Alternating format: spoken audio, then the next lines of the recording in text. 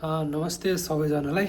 अहिले लगभग देशमा आन्दोलन भएको 28 देखि 29 दिन भइसक्यो होइन।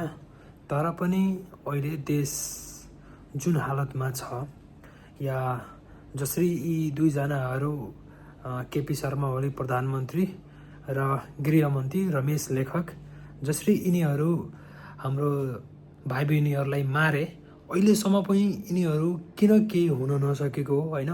अहिले पनि यिनीहरू छुट्टा सहरहरूमा, गाउँहरूमा, देशमा घुमिरहेको छन्। यसको जवाब कसले दिने हो खै मैले बुझ्न सकिनँ।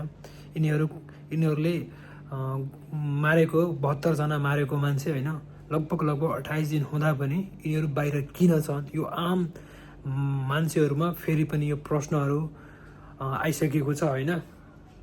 हामी अहिले विदेशमा बस्छौँ, यहाँ साथीहरूसँग कुरा गर्दा पनि उनीहरू पनि भन्छन् कि हैर केही हुँदैन यो देशमा, हो साँच्चै केही नहुने हो त, अहिले बनेको अन्तरिम सरकार पनि केही नगर्ने हो त।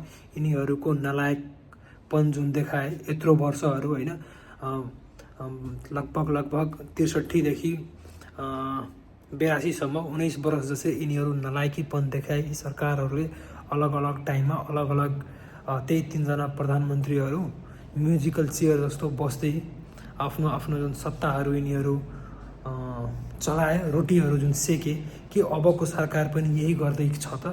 यदि यस्तै गर्दैछ भने याद रहोस्, यस्तो यिनीहरूको यस्तो स्ट्रङ छ होइन।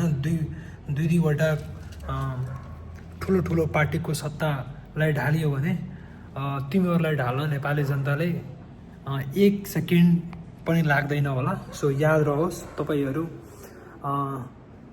चुनाव गर्नलाई मात्रै त्यहाँ बस्नुभएको होइन। पहिलो र एकदम छिटोभन्दा छिटो अब 2 दिन, लगभग 2 दिन बाँकी छ होइन, 8-9 तारिक हुनमा। त्योभन्दा पहिला यी दुईजनाहरूलाई जसरी भए पनि भित्र कोच्नै पर्ने हुन्छ होइन। र त्यसपछि अगाडिको कारबाही हुनुपर्छ।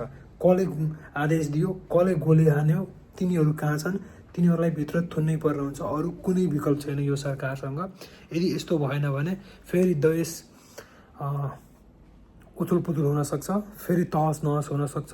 सो याद रहोस् सरकारलाई कि यसको उपाय के हुनसक्छ होइन। चाँडोभन्दा चाँडो एउटै उपाय छ होइन, यिनीहरूलाई पहिला भित्र हालौँ, त्यसपछि बाँकीको कुरा हुन्छन्। अहिले आज पनि सोसियल मिडियामा एकदम अथाह जहाँ पनि हेऱ्यो, अरेस्ट केपी शर्मा ओली, अरेस्ट रमेश लेखक, arrest murder.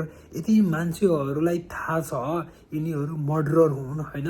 So where is the government? गभर्मेन्टले किन थाहा छैन त कि यिनीहरू मर्डरर हुन् भनेर?